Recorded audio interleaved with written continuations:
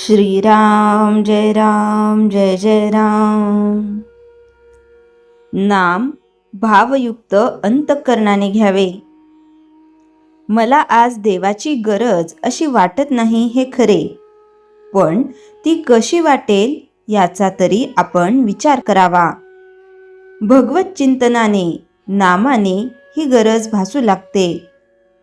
गरज इतकी भासली पाहिजे की अन्न पाणी सुद्धा गोड लागू नये। जितकी आग जोराची तितका पाण्याचा मारा जास्त हवा, तसे जितकी देहबुद्धी बळकट तितका नामाचा जोर अधिक पाहिजे। नामात प्रेम नाही म्हणून ते घेण्याचे सोडू नये। पाण्यात पडल्यावर पुढे पोहायला येते। काशीला गेले नाही तरी काशीस जायचे असे तरी म्हणावे।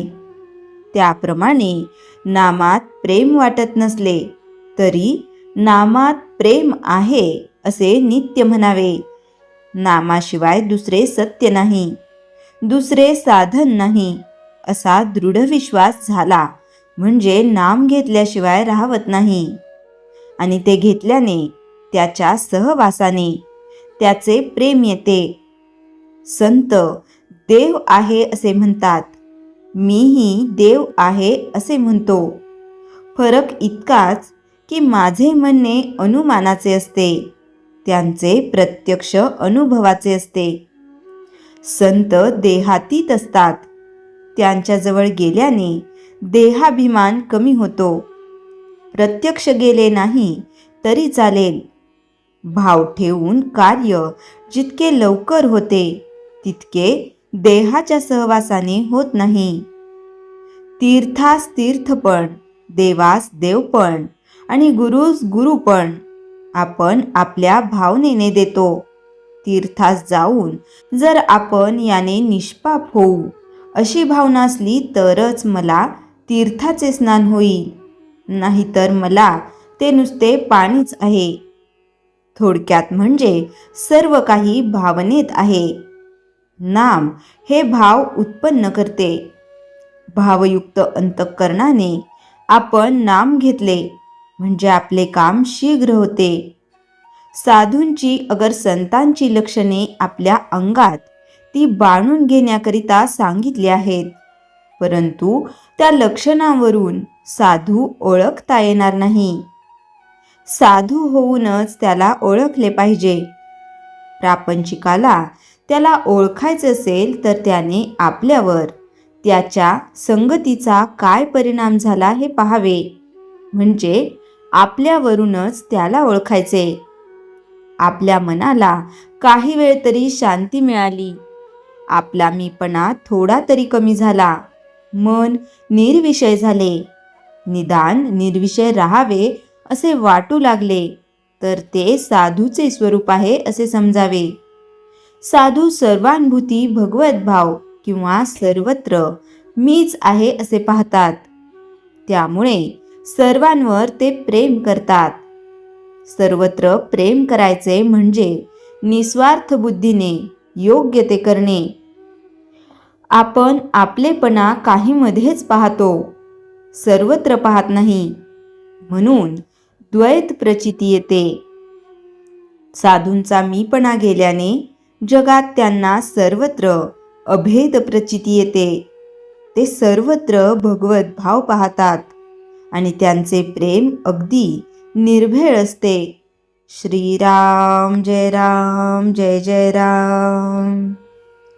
चैतन्यवाणी सर्वांशी अत्यंत प्रेमाने, निष्कपट प्रेमाने वागावे। आपल्या बोलण्यामध्ये नव्हे, पाहण्यामध्ये सुद्धा प्रेम असावे। श्रीराम जय राम जय जय राम। श्रीराम समर्थ। दासबोध समास 4 दशक 8। या दशकात स्वामी जीवाला एक अतिशय महत्त्वाचा धडा देतात। ज्याला आपण सत्य मानतो ते बहुतांशी असत्य असते आणि ज्याला आपण विसरतो तेच खरे असते। मनुष्य बाह्य गोष्टीमध्ये सुख शोधतो, पण त्यातून शांती मिळत नाही। म्हणून स्वामी सांगतात संसाराचे खरे स्वरूप ओळखल्याशिवाय वैराग्य उत्पन्न होत नाही. 1. संसाराचे अस्थिर स्वरूप. संसार सतत बदलत असतो. बालपण जाते, तरुणपण जाते, शरीर बदलते, नाती बदलतात, संपत्ती येते जाते, पण मनुष्य म्हणतो हेच कायमचे आहे. हीच चूक आहे. उदाहरण, एका गावात एक शेतकरी होता. त्याने मोठे घर बांधले, शेत वाढवले, जनावरे घेतली. तो म्हणे, आता माझे आयुष्य सुखाचे झाले. काही वर्षांनी दुष्काळ पडला, कर्ज झाले, मुले दूर गेली. तोच माणूस म्हणाला, सगळं हातातून निसटलं. प्रश्न असा आहे, काय खरंच काही निसटलं की ते आधीपासूनच अस्थिर होते? स्वामी सांगतात, जे बदलते ते धरू नका. 2. देहाभिमान, दुःखाचे मूळ. मनुष्य स्वतःला देह मानतो. मी सुंदर आहे, मी आजारी आहे, मी वृद्ध झालो. मी सारी देहाशी जोडलेली ओळख. देह बदलतो म्हणून मन अस्थिर होते. उदाहरण, एका आरशासमोर 2 माणसं उभी होती. पहिला म्हणाला, माझे केस पांढरे झाले, मी संपलो. दुसरा म्हणाला, देह वृद्ध झाला, पण अनुभव वाढला. दोघांचा देह तोच, पण दृष्टिकोन वेगळा. स्वामी सांगतात, देहावर प्रेम ठेवा, पण त्याला मी मानू नका. 3. विषय सुखाची सवय. इंद्रियांचे सुख गोड वाटते, पण त्याची सवय लागली की मन अधिक मागू लागते. चांगले अन्न मिळाले तर रोज हवे, स्तुती झाली तर सतत हवी, पैसा मिळाला तर अधिक हवा. मन कधी तृप्त होत नाही. उदाहरण, एका मुलाला रोज गोड खायला दिले. पहिल्या दिवशी तो आनंदी झाला, दुसऱ्या दिवशी त्याला सवय लागली, तिसऱ्या दिवशी गोड कमी मिळाले तर तो रडला. जे आधी आनंद देत होते तेच नंतर दुःखाचे कारण झाले. स्वामी सांगतात, सुखाची सवय म्हणजे दुःखाची बीज. 4. मन बाहेर धावते. मनुष्य सतत बाहेर पडतो. इतरांकडे काय आहे, मला काय मिळाले, माझा मान वाढेल का, म्हणून मन थकत जाते. स्वामी सांगतात, मन अंतर्मुख करा. उदाहरण, एक मनुष्य विहिरीत पाणी शोधत होता. तो विहिरीभोवती फिरत राहिला. कोणी सांगितले, पाणी आत आहे, खाली उतरा. तसेच सुख बाहेर नाही, ते आत आहे. 5. अपेक्षा कमी केल्याने शांतता. अपेक्षा जितक्या वाढतात तितकी निराशा वाढते. मुलांकडून अपेक्षा, नात्यांकडून अपेक्षा, समाजाकडून अपेक्षा, या सर्व अपेक्षांनी मन जखडते. उदाहरण, 2 मित्र होते. पहिला म्हणे, सगळे माझ्या मनासारखे वागले पाहिजेत. दुसरा म्हणे, जे मिळेल ते स्वीकारतो. पहिला नेहमी दुःखी, दुसरा नेहमी शांत, कारण पहिल्याजवळ अपेक्षा होत्या, दुसऱ्याजवळ स्वीकार होता. 6.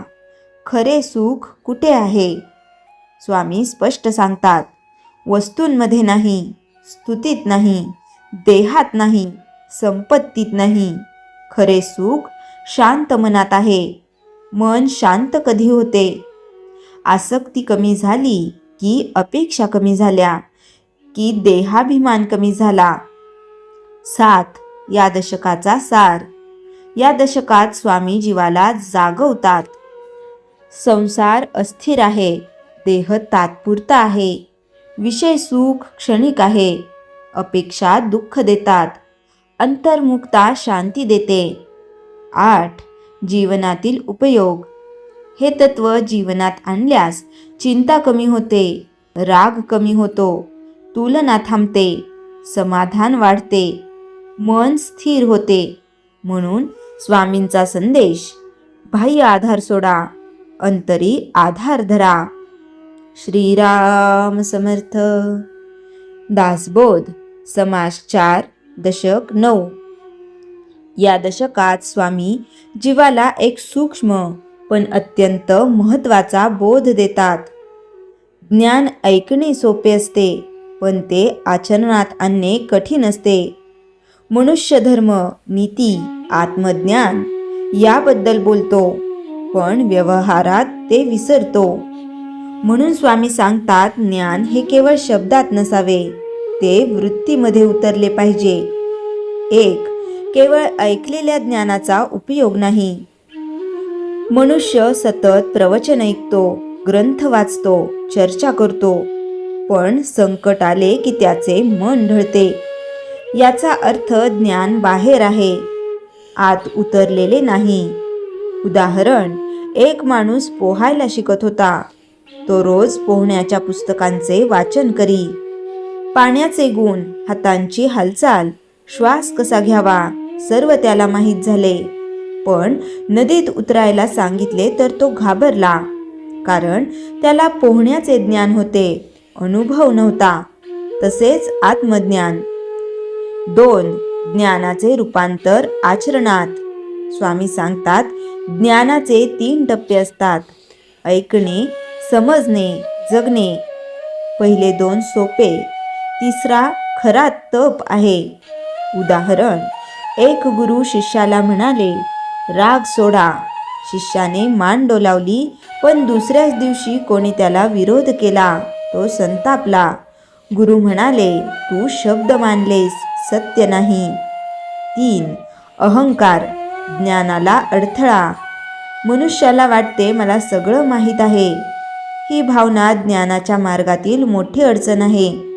कारण अहंकार म्हणतो मी पूर्ण आहे, आणि जेव्हा मन पूर्ण असल्याचा भ्रम धरते, तेव्हा ते शिकणे थांबवते. उदाहरण, 2 विद्यार्थी होते. पहिला म्हणे मला अजून शिकायचे आहे. दुसरा, मी सगळं जाणतो. काही वर्षांनी पहिला विद्वान झाला, दुसरा त्याच ठिकाणी राहिला. 4. आचरणाशिवाय ज्ञान ओझे होते. ज्ञान जर जीवन बदलत नसेल तर ते सजावटीसारखे असते. ते बोलण्यात शोभते, पण दुःखात उपयोगी पडत नाही. उदाहरण, एका घरात सुंदर दिवे होते, पण त्यात तेल नव्हते. दिवे होते, प्रकाश नव्हता. तसेच ज्ञान आहे. शब्द आहेत, पण प्रकाश नाही. 5. खरे ज्ञान मनाला नम्र करते. ज्ञान वाढले की माणूस शांत होतो, नम्र होतो. जर ज्ञानामुळे गर्व वाढत असेल तर ते खरे ज्ञान नाही. उदाहरण, एक विद्वान सभेत बोलत होता. त्याच्या शेजारी एक साधा संत बसला होता. सभेनंतर लोकांनी संताला विचारले, तुम्ही काही बोललात नाही. संत म्हणाले, जो शांत आहे त्याला बोलण्याची गरज नसते. ज्ञानाचा परिणाम शांतता. 6. आत्मपरीक्षणाची गरज. स्वामी सांगतात, दररोज स्वतःला विचारावे, माझे मन शांत आहे का? मी बोलतो ते जगतो का? माझे ज्ञान अहंकार वाढवते का? मी दोष पाहतो इतरांचे की स्वतःचे? हा विचारच साधना आहे. या दशकाचा सार. या दशकात स्वामी सांगतात, ज्ञान ऐकण्यात उपयोग नाही, आचरणाशिवाय ते अपूर्ण आहे.